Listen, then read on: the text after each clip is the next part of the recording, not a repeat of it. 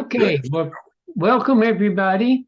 Uh, Gabby and I are the owners, publishers of Mudflat Press. We've invited Charlie and Erin to come here today to the second of our lit chats, which features Charlie's new book, Born to Go, which I have right here, by Charlie Berger with Erin Donahue.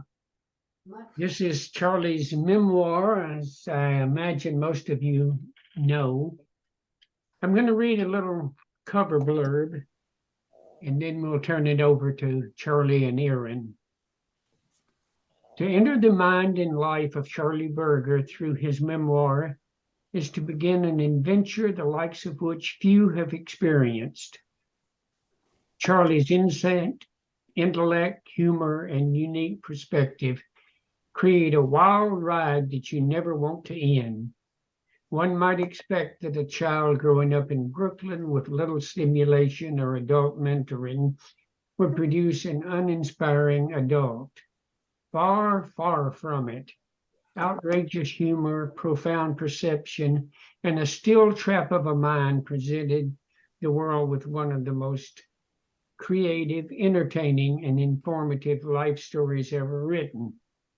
Mary Holland, naturalist and author, naturally curious.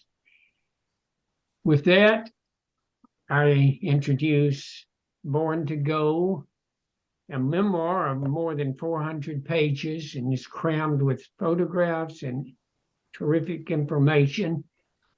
And I will turn it over now to Charlie to talk about it. Thank you, Alec. First of all, I need to thank Alec and Gabby. Without them, there would be no book. They were incredibly helpful in putting it together.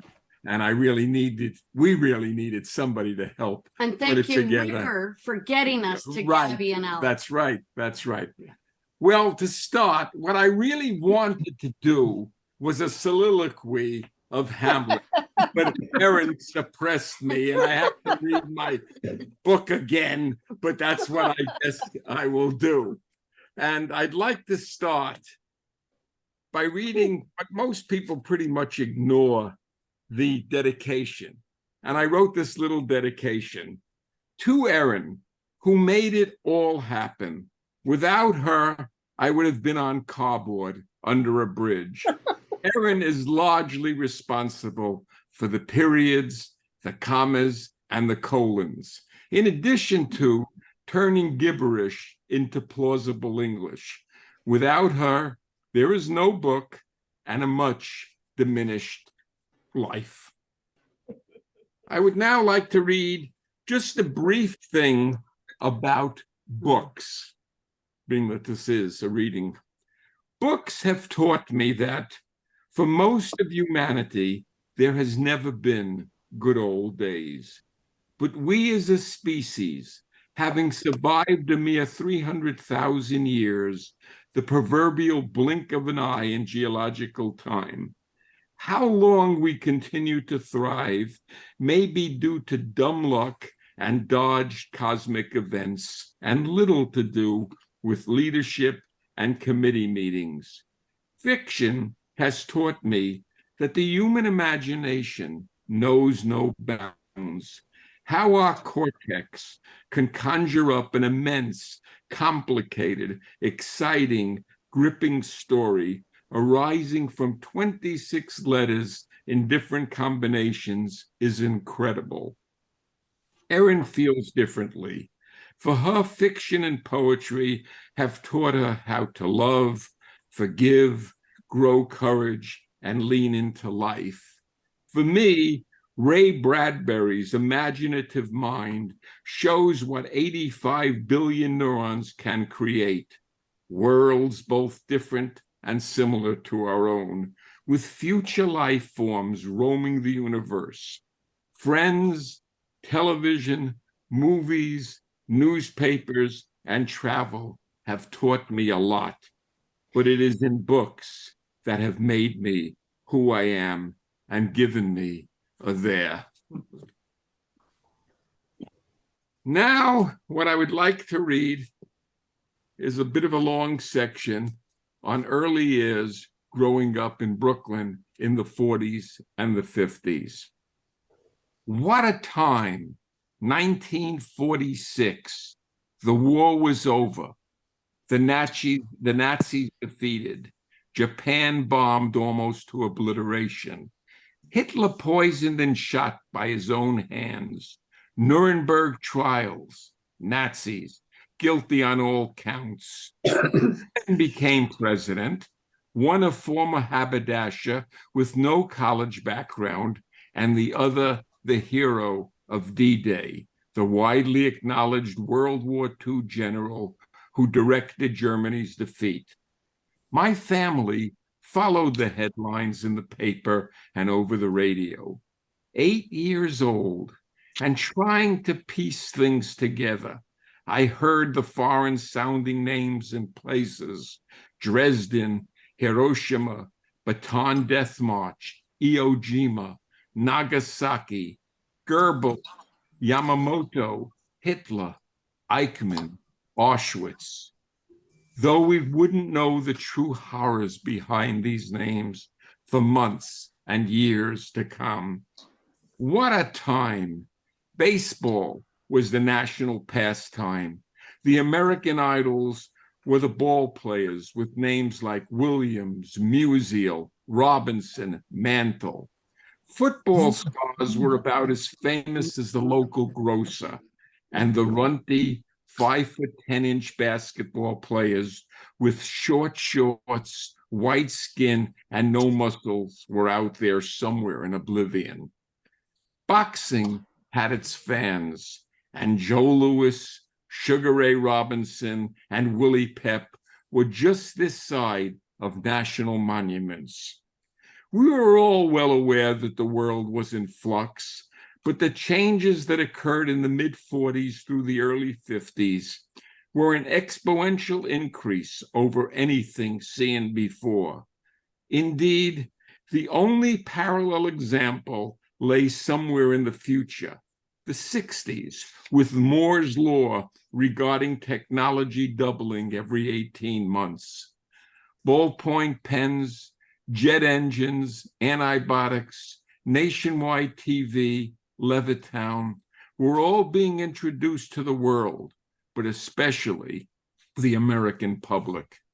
The GI Bill took tens of thousands of average Americans and helped them become educated, knowledge-seeking people.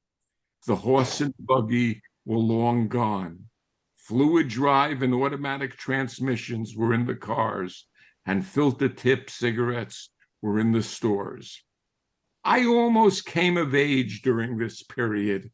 However, one really couldn't come of age as a preteen adolescent boy, age being more than a chronological fact, as a composite of time spent, events digested, and experiences taken in. I felt too painfully confined to really expand. I was born to go. My inner, my outer, my entire self called for movement, for travel, for adventure, for faraway places with strange sounding names. But I was stuck in what was almost a cell at 353 Midwood Street, followed by 22706 56th Avenue. Brooklyn and Bayside bound me like iron bars. It wasn't the gulag, but it was my very own psychological prison. Who was I? What was I to become? How could I find out?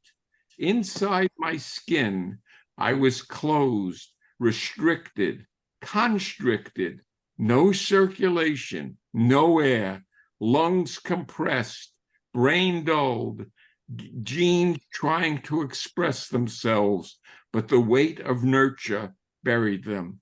Complain? I wouldn't think of it. Look at the rest of the world.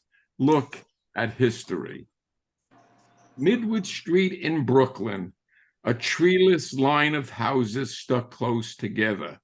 I wondered If the last visible tree had been chopped down in the early 1800s, I floated like a bacterium on a dust particle, vibrating slightly in the air, feeling the breeze, but unable to redirect. I seem to know that childhood could be like that.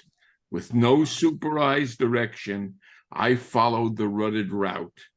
That's just the way it was, but I knew I had to get out. I lay in bed dreaming of escape. The rutted walls were very high. My parents, my few friends, my relatives all lived to provide a roof over their head, food in their bellies, and company to block out memories of past pain. My mother, Myrna, and the other neighborhood moms lived lives restricted to walking, streetcars, and subways, used mainly for food shopping. Occasionally, they got a new hat or outfit. Few of them drove in the 40s and the early 50s. Having education that barely completed high school, most of our mothers did not pursue higher education through no fault of their own. But they achieved some balance by maintaining the home, loving their children, and having degrees of socialization with each other. Before I was born, Myrna had incredibly, for that time, a brief business career, starting Myrna's Knitting Nook somewhere in Brooklyn, but whether it was due to lack of customers, lack of capital, or lack of interest, it soon ended.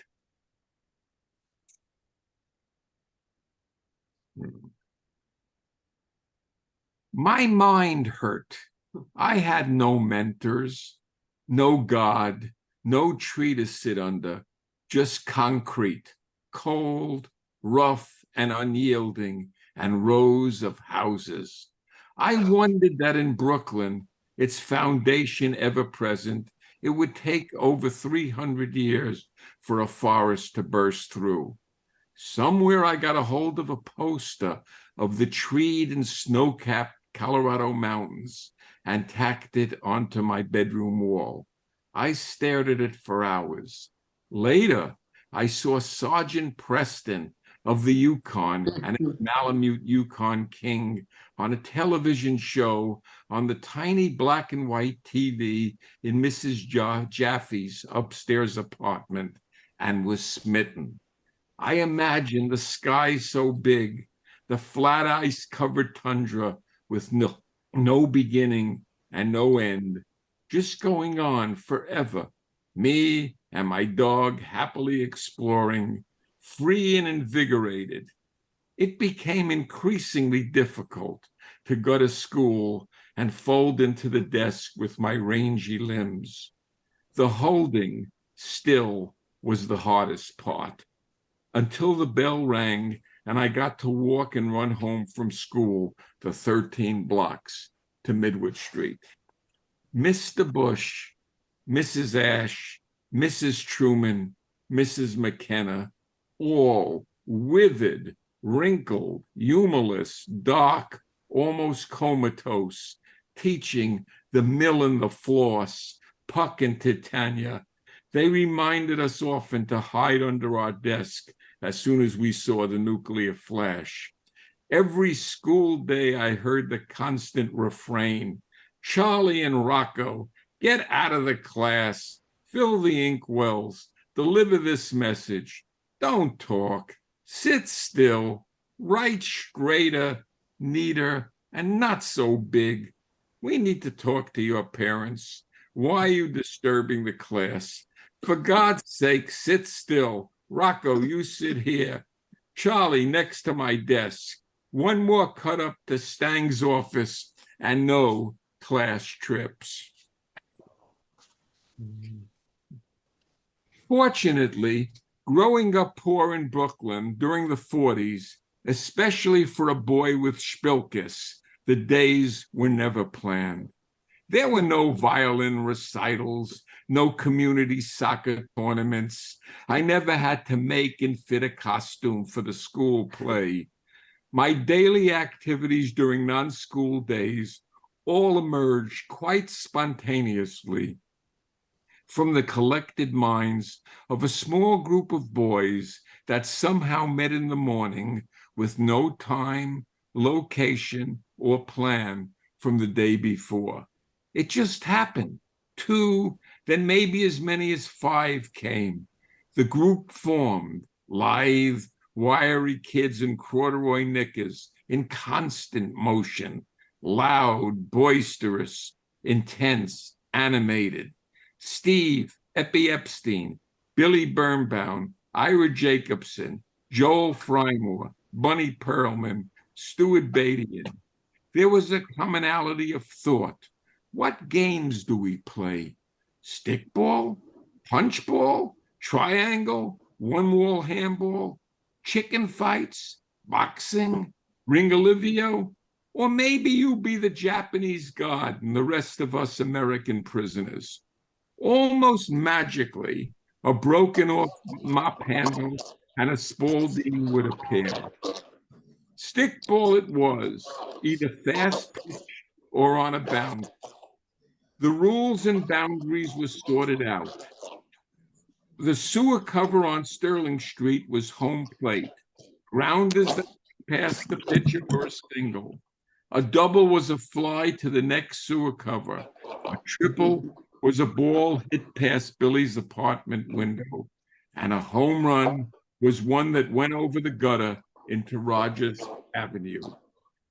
Friends were everything. In fact, the most important thing. Most of us had siblings, including baby sisters. Mine was named Judy, born when I was 4 years old. Much to my horror, my mother brought home a baby girl.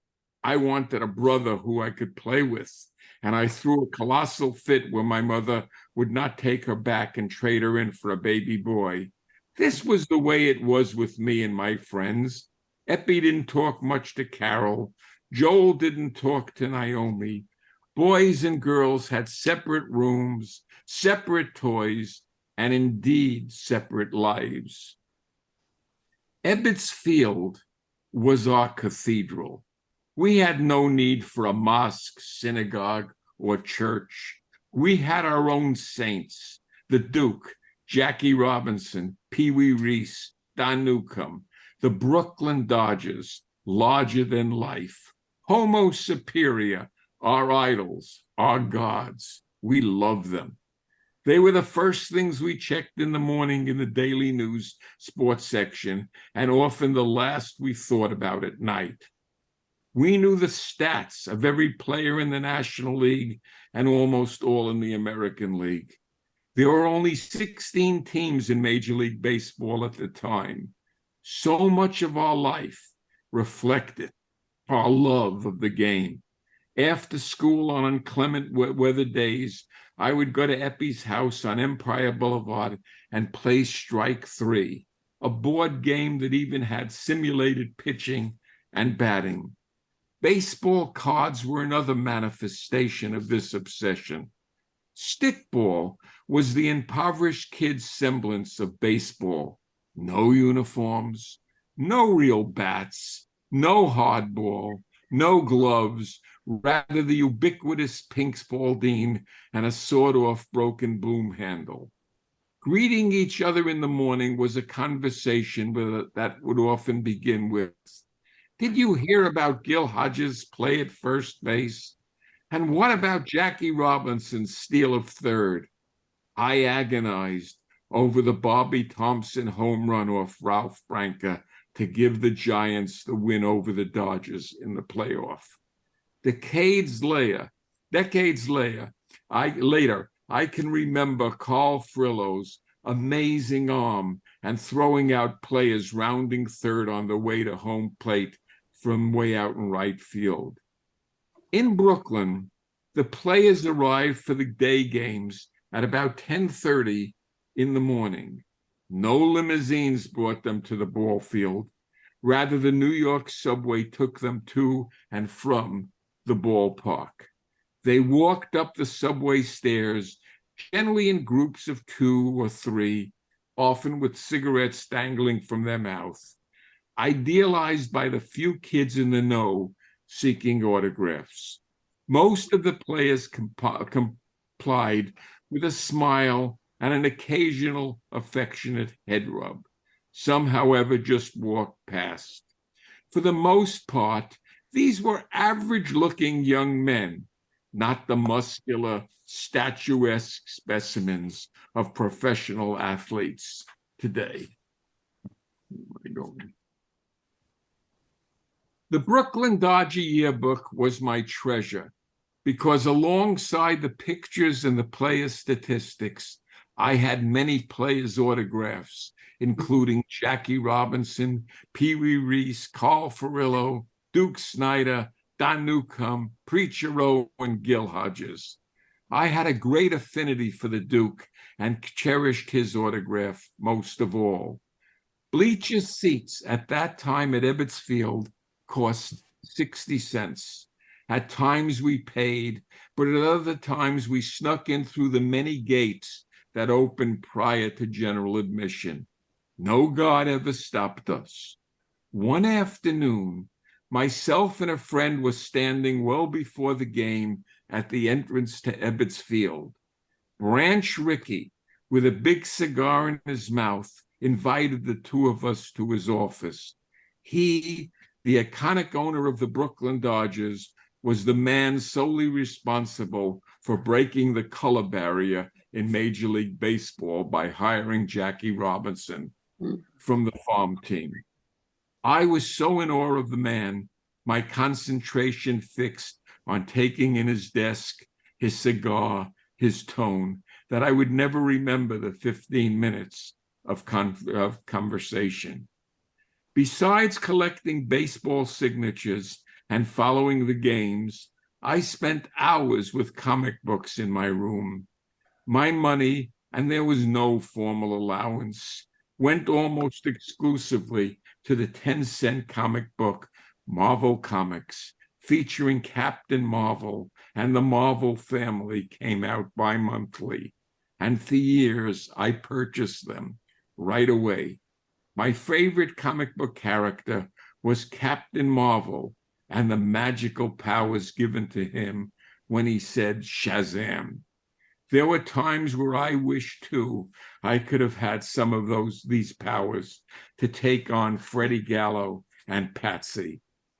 At that time, I recall having only read one book on my own called Handy of the Triple S. Naturally, this book featured a dog. What do I know? I think now you go to, yeah. Now I'd like to read a section on wolves and how I got involved with wolves. Diane will remember a lot of this. Being a veterinarian opened up a wide world for me, a world only dreamt about from a Brooklyn apartment. For the better part of 13 years, I raised and cared for 2 pure Alaskan wolves.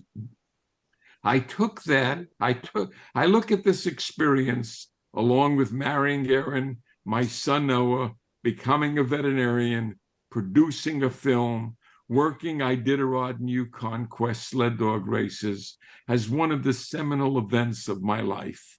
My association with wolves began because of my career, having worked at the Philadelphia Zoo and having clients familiar with my love of dogs and interest in wild animals.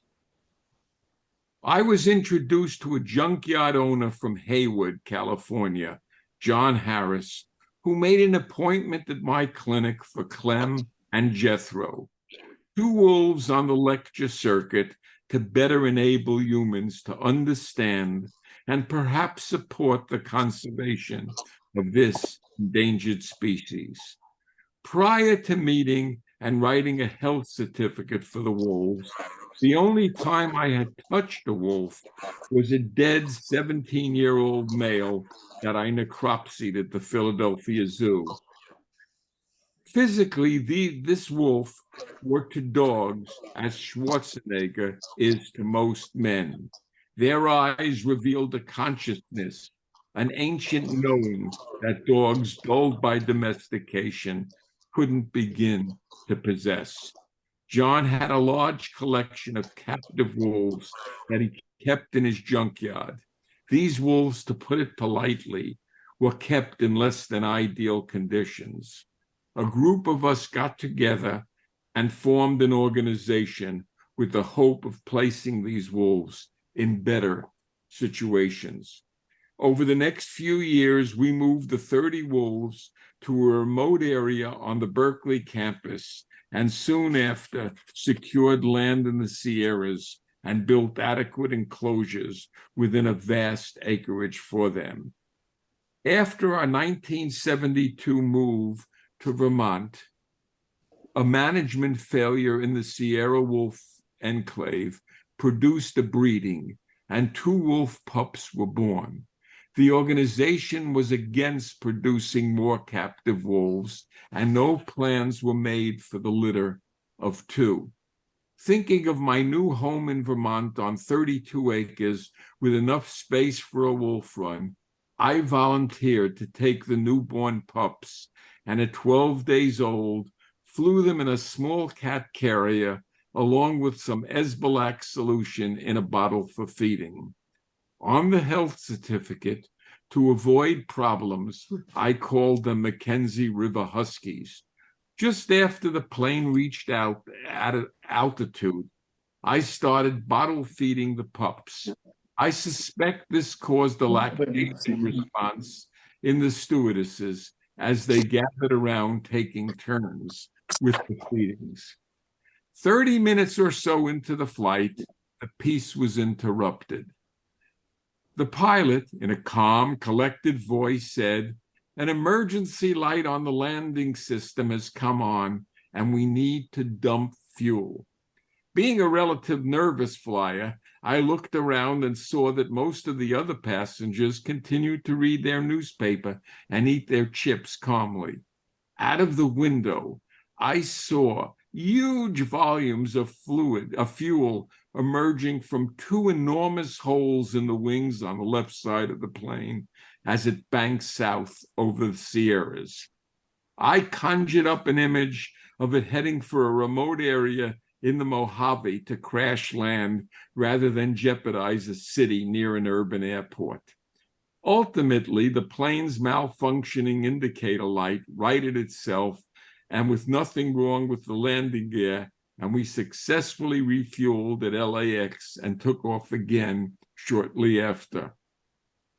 The wolf cubs slept peacefully between bottle feeding and survived the flight and drive to Vermont intact and well-nourished. On the drive north to Vermont, I was thinking of names for the pups and naturally recalled Farley Mowat and his book, Never Cry Wolf. Although totally unrealistic and untrue, his book did more good for the conservation of wolves than almost all of the subsequent scientific research on the species. The male I would call Farley, and the alliteration of the name Franny fit well, as they would always be a pack.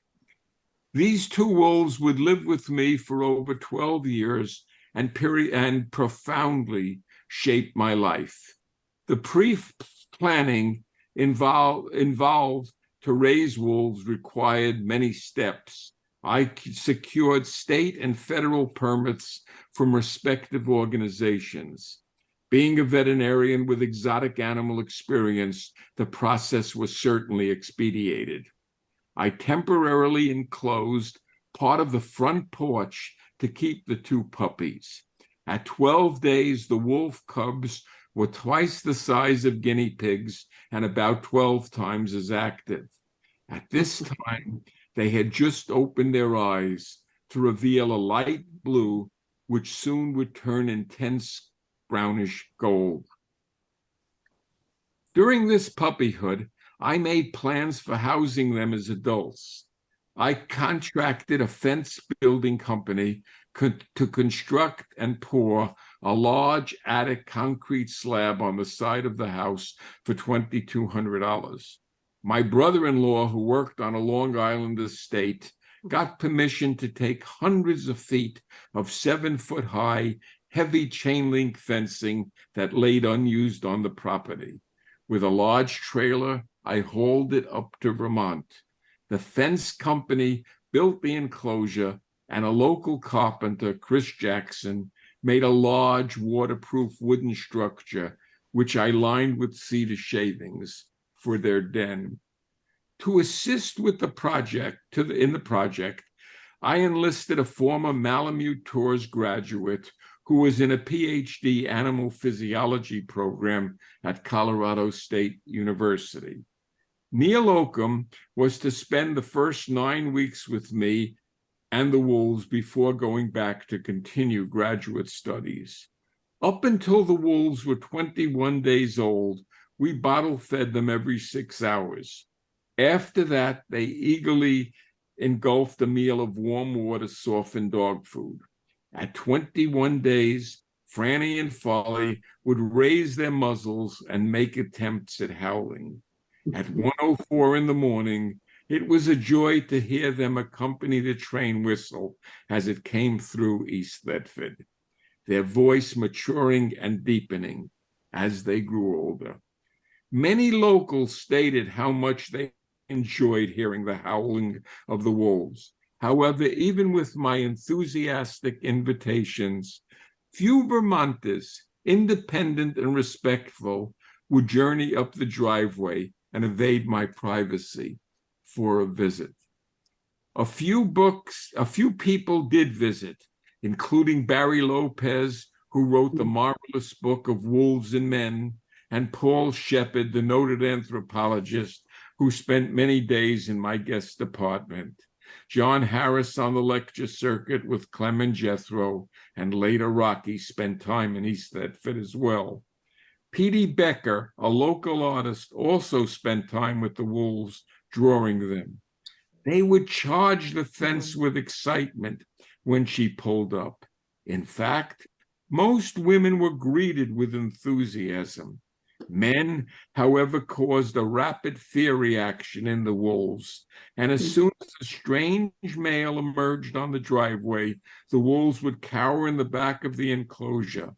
Young wolf puppies are incredibly social with those they have intimate contact with. However, by 10 or 11 weeks, unlike dogs, that have continued social experiences, wolves become increasingly weary of outside circumstances, situations, and people that they have not met. One day, I had an experience that reinforced for me how strong wolves' social bonds formed when contact occurs early in their lives. Neil Oakham, the graduate student they knew 9 out of their first 11 weeks of their lives, had left for Colorado and not seen Farley and Franny for 18 months, but now was driving out for a visit. As soon as he opened the door of the blue blazer and said, "Farley, Franny," they charged the fence, leaping enthusiastically to get a look and scent of him. He entered the enclosure with me and was lovingly mauled with joys and licks and light bites on his arms and face. This was a grand celebration. I got a similar reception daily from the two of them. We were a pack, and I had to become and maintain a dominant position. I was what is commonly referred to as the alpha male. Upon entering the enclosure, I would get the enthusiastic greeting as given any alpha wolf.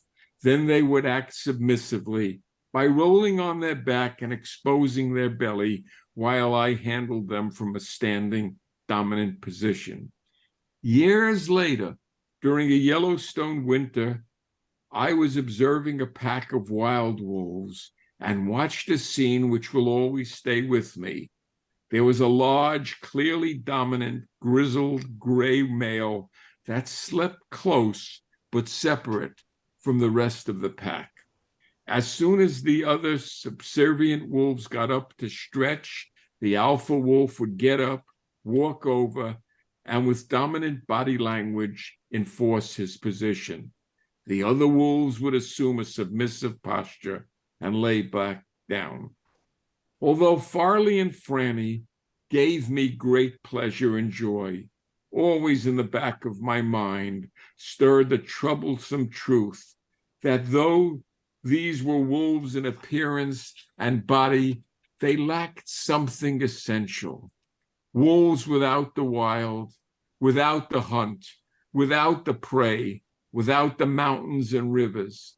This created an ache in my heart, knowing they could never run free. The only way to soothe this ache was to use these wolves and my knowledge of them to educate people about the value of predators and wild space and what we lose by eliminating both. When one lives a long life, naturally some periods of sadness occur. I have been relatively lucky as my days of sadness have been few. I suffered sadness and indeed despair when I learned I had prostate cancer. Sadness when my mother and father died a few years apart, even though at ripe old ages. Sadness 2 years ago when I was told I needed bypass surgery.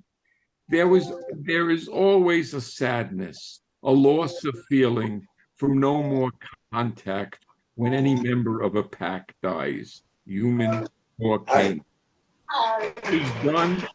What is done is done. Good friends and wonderful dogs will all die. We accept the losses and somehow have to move on. But one of the saddest days of my life occurred that summer day in 1985 when I had to euthanize Farley and Franny. They are now buried on top of my old apple orchard, fittingly without a grave marker, as they slowly dissolve back into the wild of microbes and nature. What else am I going to read? One more thing. One more. Yeah, I would just like to read a brief epilogue and then we can have a discussion. I am writing this not as an ending to what I consider my blessed life, but rather an acknowledgement to all that have given my existence meaning, depth, and understanding.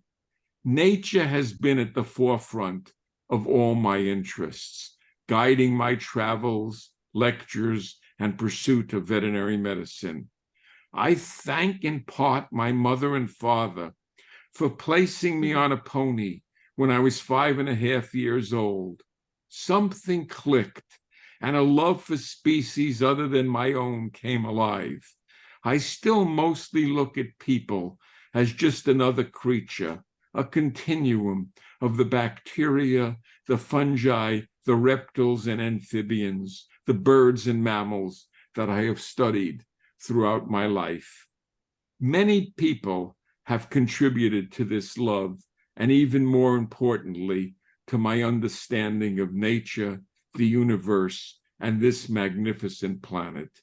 They include Bayard Bratstrom, Bill Parks, Ted Levin, Mary Holland, Alfred Balch, Franny and Farley, the dogs I have treated, known, and loved, as well as all the authors lining my bookshelf that have guided my quest for knowledge and understanding.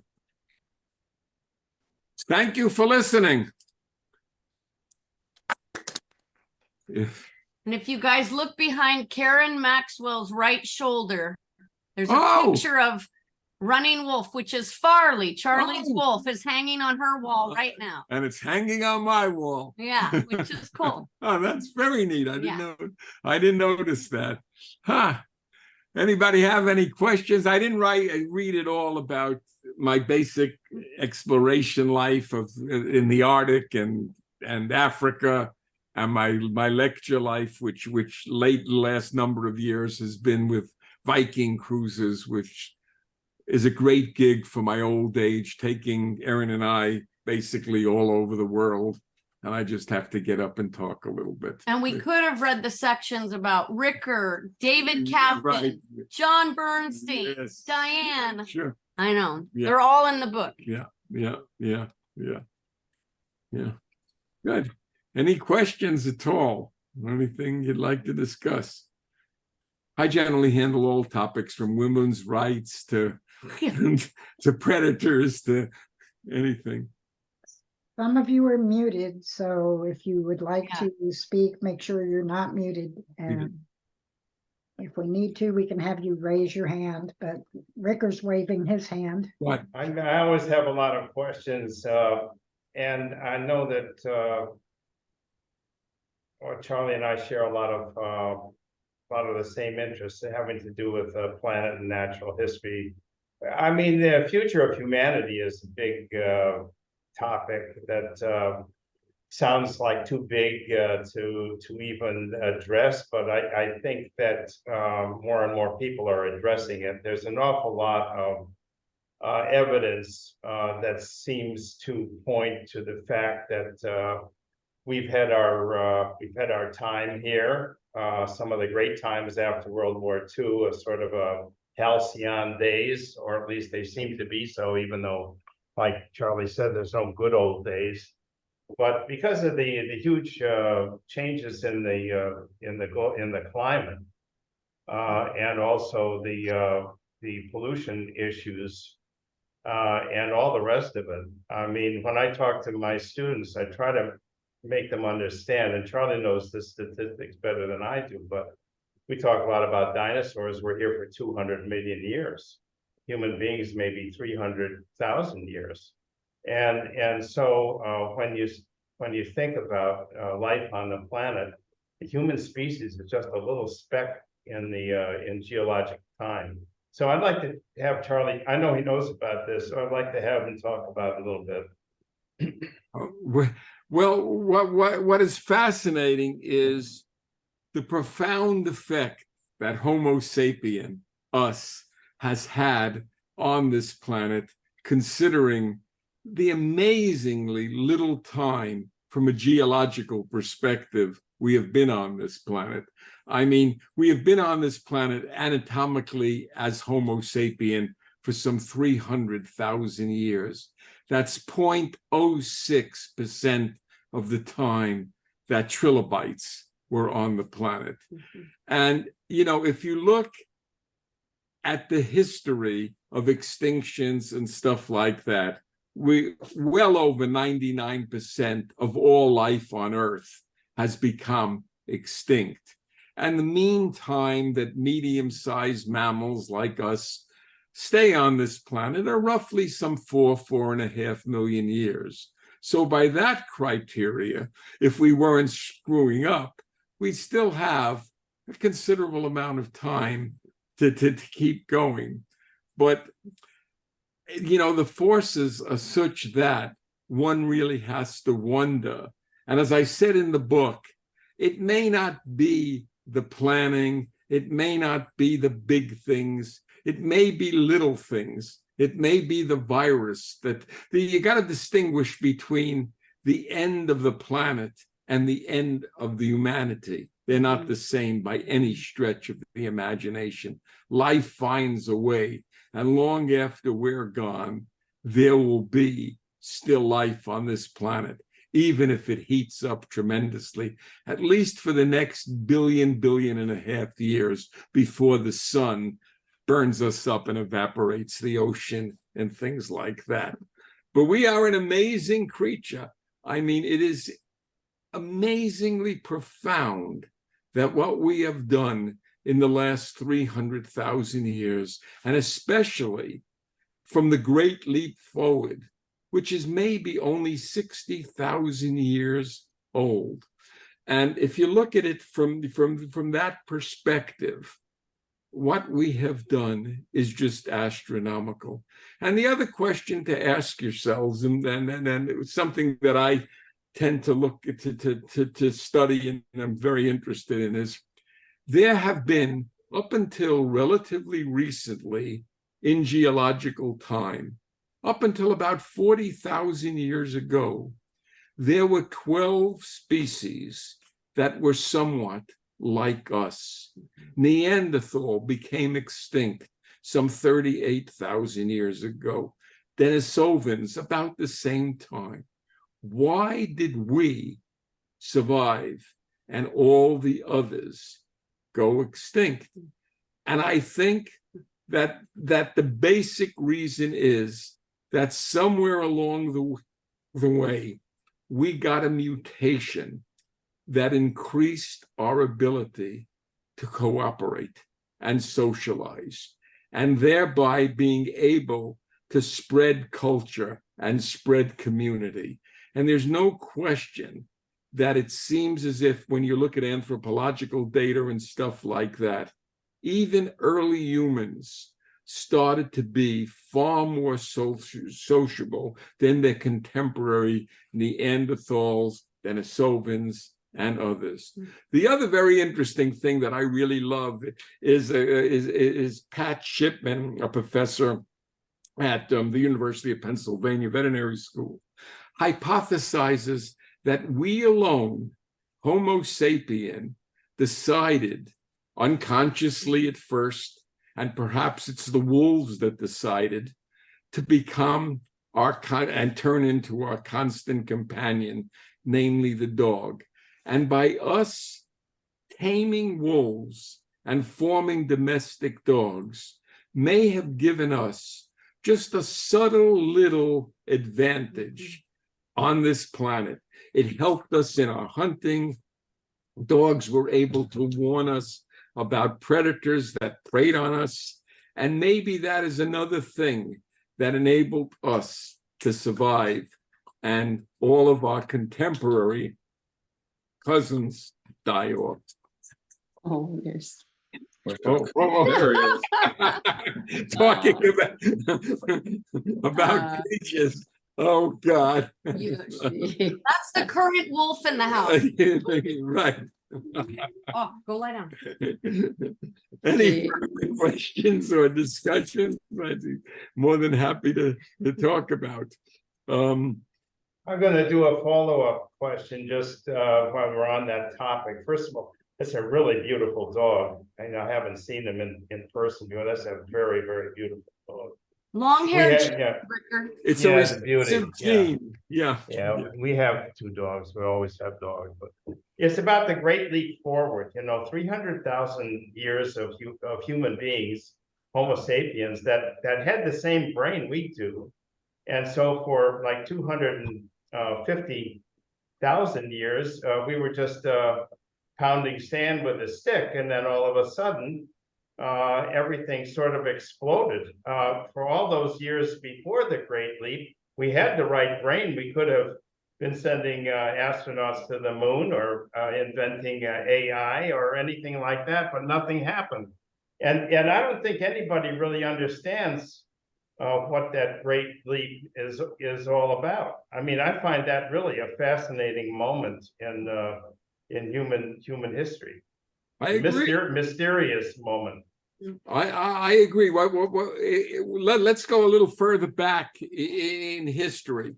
For many, many years, until relatively recently, it was thought that it was bipedalism when evolution produced a creature that walked on two legs and freed up the hands. This caused the brain to grow tremendously. This has proved to be absolutely wrong. I mean, we stood up, a creature named Sahelanthropus stood up in our direct line, stood up some 6 or 7 million years ago. And it took roughly 5 million years, 4.5 million years for us to get a big brain. Then we got a big brain. Was it fire? Did fire? And what happened with the big brain? We made hand tools, we made flints, we made spears, but we didn't do much more than that for a good couple of 100,000 years. And then what happened was, and Erin and I were fortunate enough to have dinner with Richard Wrangham and Adam Wilkins, the two people, specifically Richard Wrangham more, who proposed that what happened was you need a tremendous amount of calories to keep brains going and functioning. Roughly 20% of our energy is put into our 2.5-pound brain. And so what happened was man developed and learned how to use fire. And by using fire, man very early on was a very potent predator. And by turning meat by cooking meat, this incredibly increased his caloric availability to enhance the function of the brain. And it's Wrangham's, and it's a pretty good theory, that the increase in calories that we were able to take in caused a great acceleration in thought and complexity of the big brain and the connections that formed and things like that. Yeah, good questions, Ricka. You're still thinking at your age. I'm proud of you. Yeah, I do pretty much like you. I just reading and teaching, and most It beats just the couch. Yeah, right. Yeah. Uh, Yeah, it's a lot to think Yes. about. Kathleen, Yeah, hi, thanks for your presentation. I really enjoyed your reading. You're a lovely writer in addition to the knowledge gained. I appreciate all of that. But I think I'm just thinking about, well, the way things are going with our climate these days and our species. Although all of the things you mentioned are certainly part of our evolutionary history and what we've developed, the cortical development and so on, it's been wonderful and helpful in all kinds of ways, but we also use it. I think we're the only species that uses it for intentional ill, if you will, for intentional destruction of within our species and without our species as well. So in the way things are going with climate change, I don't have any doubt the planet will certainly continue, but I rather inclined to think we're a species up past our bedtime. I think we may have built in our own destruction to ourselves with our brain development, and I feel like the things that are going on now in our world globally, we have the cortical development that has generated AI, which maybe that'll take us out. I don't know, but that we have this amazing ability, for good and for ill in terms of how we use our cortical development. And I just it seems to me that we don't. The problem is we don't have the concomitant development with any kind of ethical base or the degree of empathy. I don't know how you would characterize it exactly, but that can help us save ourselves in some fashion. I'm actually a rather optimistic person and may not sound like that right now on the screen, but I am overall. But I think we've kind of built in our own destruction here. And I'm just kind of curious about what others think of that. How they I think you made some very interesting points. First of all, I need to correct you. We are not the only species that plan destruction and stuff like that. It's well documented now that chimpanzees wage war true against other chimpanzees. They plan it, they organize it, and they do it.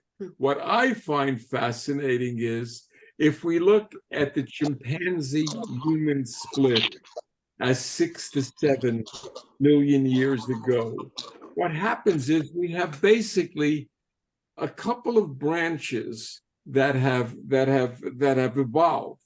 So we have the bonobo, which is a far more peaceful type of creature hunts very, very rarely, seems to love everything. Their life is essentially based upon sexuality. They're incredibly peaceful, whereas the chimpanzees are incredibly aggressive. We share some 98 or 99% of our genetic material with both of these creatures. So you got to wonder where we sort of stand. And I think it's a rather fascinating thing to wonder why we have become so suspicious of the other. And I think if you look at our evolutionary history as a tribal society, living for 98% of our time, basically in groups of no more than 50 or 75 people, we were conditioned. Our DNA told us, be suspicious, hate the other. And I think our culture has increased, has moved so much faster than our brain and our DNA mutations into loving each other and stuff like that, that it's a very difficult thing to change. And this will be one of the real problems that we are seeing right now, especially this last week or so, and in the future. Yeah. Yeah. Yep, thanks. You're right about the chimps and the bonobos.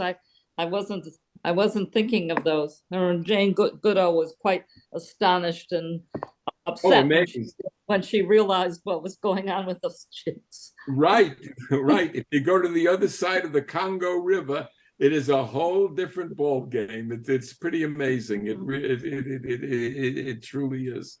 Yeah, yeah, great. Other questions or comments? Yes. Karen.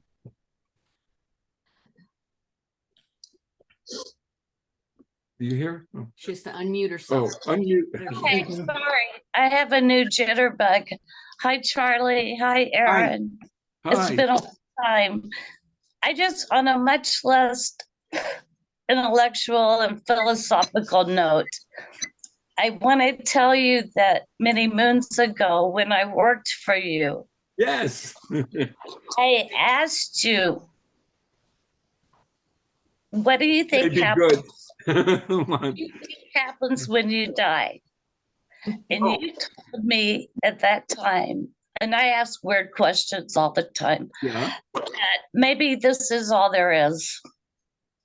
Like you live in the moment, in every moment, and that taught me a lot. Every moment becomes our future, correct? And I think you were born with this incredible gift, wherever you think it may come from. And I learned a lot from you. I And it's great appreciate to that. see you. I think I learned a bit from you too, Karen. I do. Yes, I do. Just remember the good stuff, you know.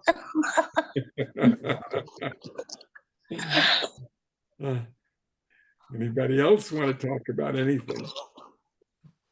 On a lighter note, I want to say that I really enjoyed what you read about the Brooklyn Dodgers.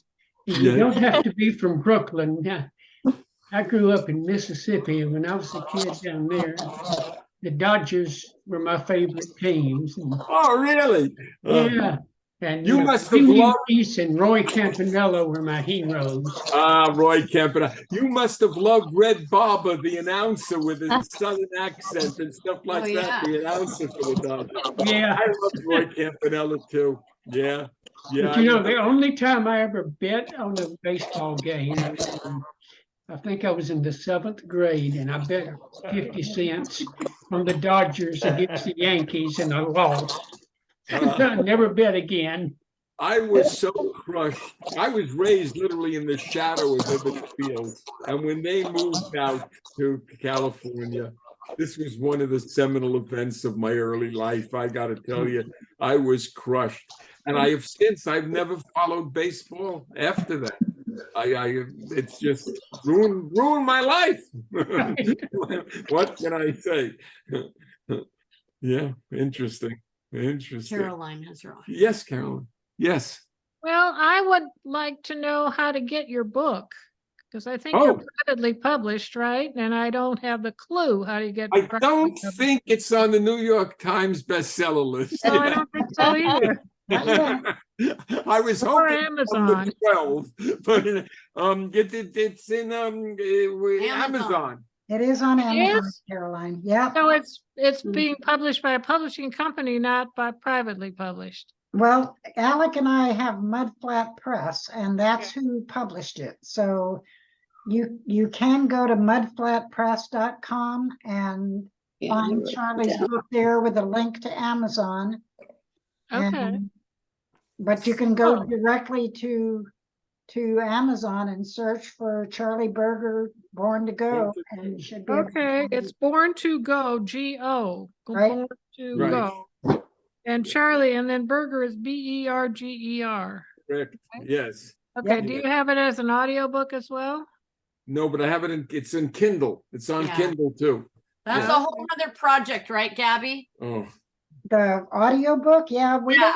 don't know how to, we have a hard time with that because one time Alec was gonna do a book and somebody offered to read it and turn it into a Kindle book so that she could have Not it a as, Kindle, an audio. I mean, an audio, so Yeah. that she could then add it to her portfolio and get jobs doing that. Uh-huh. But then she moved and it Oh. never happened, It so. didn't happen. I said, forget the audio book. I want to do the screenplay, and I want Liam Neeson to play me. And my Yeah. friend from Alaska said, better Woody Allen. Well, I hope you do get into audiobooks at some point, because that's the main way I read books anymore. I go for walks and I listen to them while I'm walking, and it's a really great way to get exercise and also hear a good book. So anyway, thank you very much. And I really enjoyed hearing about your book, and I think it's got some interesting parts you didn't touch in at all with your readings. So thanks. Thanks. And I need to thank Deb for proofreading, and a number of people that have helped put in I don't do much with punctuation, to put in the commas and the paragraphs, and my spelling is not the best either. And all of these people that have helped with that. Oh, there's a cute little dog. This is my evolved wolf. It's a Merlin. Aw. Merlin. That's Nice. great. The Pomeranian. That is great. Also, And he has a brother named Mojo who may feel on any minute as well. Well, Yeah, I just want to thank you. I totally enjoyed. I would have loved to just sit here and listen to you keep reading. I love the accent, being in the accent, yes, you never lose it. no, never lose it. And just what an amazing trajectory from cement to right. Alaska to Vermont, and the animals, which I can kind of relate to, like as a city person too. Well, the I- book goes into a lot of things about sled dog racing and canoe trips and Africa and stuff like that, and schools and a school that we work with in Africa, and all that kind of stuff. Really an amazing life, you know, but It's you're amazing. I mean, some of you don't. I mentioned the word in the book "spilkes," which is a wonderful Yiddish word that means literally ants in your pants. And I've all my life I have suffered from spilkes. And the only good thing, as far as I'm concerned, about this COVID epidemic was I was able to sit still long enough and stay isolated long enough to be able to Right. write this 400-page thing. totally enjoyable. Thank you so much. And I have to show my specimen too. Oh, Aw. very Another cute. little wolfie. Yes. Very cute. Mhm. Very, very cute. Well, What is he? He looks like a little mix of rat terrier and Lhasa or something. I've been You told know- he's turkey. Somebody else looked and said, really? I know, it's your parents. Once you mix them, it's very hard to tell. It really Do I is. care? Not really. You guys, Sue and Mark Hamilton finally got on, but this is their first Zoom call, so it's very challenging and they have great tenacity. But yeah, Charlie, you met them through Arctic type dogs. Through and Malamutes. Malamutes. Yeah, sure. Way back. And I can unmute Mark in case he wants to talk and doesn't know how to do that. So let me do that. Sue, Okay. he's There we go. unmuted. Great. their microphone is still red, Gabby, What but does that mean? All right. that means they're muted. Well, Maybe. it doesn't look like it here. It says Yeah. unmute, but That's okay. They might not want to jump in. yeah, anybody else? Any questions, comments? Good. Beautiful. Good. No, I enjoyed it. Okay, I'm gonna turn off the There's Sue recording. Hamilton. Yes, so Hamilton. Hello, Sue. You have to unmute yourself, Sue. It should be in the lower left corner, a little mute with a red slash in it. Oh, Just technology. click the red slash. Yeah, now you're on. There you go. Can't hear her. Oop, We Wait, still can't hear you, Sue. You're not Think you're muted. still mounted. Maybe your microphone isn't loud, your volume isn't up. Sue and Mark have rescued lots of Inuit dogs Yeah. over for many, many years. Yeah. Wow.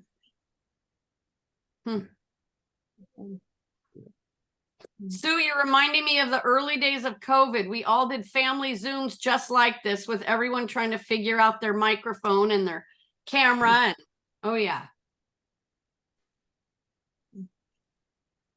Great. Hey, if I would like to say a little bit more about Mudflat Press and some of our other books. Please. Mudflat Press has published a number of authors that are quite a variety, from fiction to poetry to personal memoirs to children's books. And I'm going to show you a couple that are the most recent books we've published. And I kind of hate to do this because it's my book, but It's a other wonderful most- book, by the way.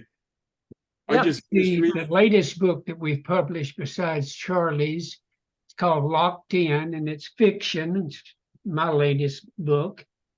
And we did the first lit chat was featuring that one. The other, You guys, Alec can really write. Yes. I mean, Charlie wrote a memoir, but Alec's really a writer. It's beautiful writing. thank Yeah. you. That was his 12th novel, and he's pretty much close to finishing his 13th. So A hero. Yeah. Yeah. And this was our other most recent book, Mudflat Shorts, mostly fiction. It's a What does it say? I can't read the title, so just tell Okay. me. Mudflat Shorts, most Okay. fiction. and it's a collection of 31 stories by 19 different writers, a couple of them of whom are on this chat. Ricker Windsor has stories in this, and so does Ann Nair. And so do you. And so do I. And quite a lot of, it's a mixture. There's some very famous writers in here. One in particular, Jack Butler, who was nominated for a Pulitzer Prize for one of his novels and had a bestseller with New York Times bestseller. And then others that are basically unknown, but are great writers. And I might also add that that Jack Butler, that Alec just mentioned, wrote a wonderful review of Locked In. A Yes, very he did. I appreciate very that. impressive, very positive review. So I'm halfway through it. I recommend it. It's interesting structurally and very interesting content. And our next book that's scheduled to come out shortly, probably the end of this month or Or in early November, is a companion book to this one. called Mud Flat Verse, which is a compilation of poetry. And Ricker and Ann Nair are also in it, and Kathleen O'Shaughnessy And me, and Gabby. even me. So, Great. yeah, Carolyn. Alex, are you the editor of this Med Flat Shorts? Are you Gabby listed and as I the- each edit all of We the, both are. yeah, all Well, of. but I mean, the what's Press listed in the books. book, with the book? What's the book's title? Who is listed as the editor? Both of us. Okay, thank you. And we're both the co-owners and publishers also. Okay. And Usually yesterday when was you look our, up a book, you have to show either the author or the editor in addition to the title. That's why I'm asking. yesterday was Let me our- look and see what it says. yesterday was the 50th anniversary of the day Alec and I met. Wow. Mazel tov. Congratulations. We met a week after I turned 21, and I turned 71 on October 7th. So So I Wow. just looked at the title page of Mud Flat Shorts, and it says compiled and edited by Alec and Gabby Clayton, cover art and book design by Gabby Clayton. Okay, thank you.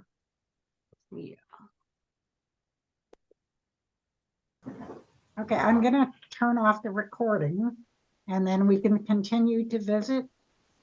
And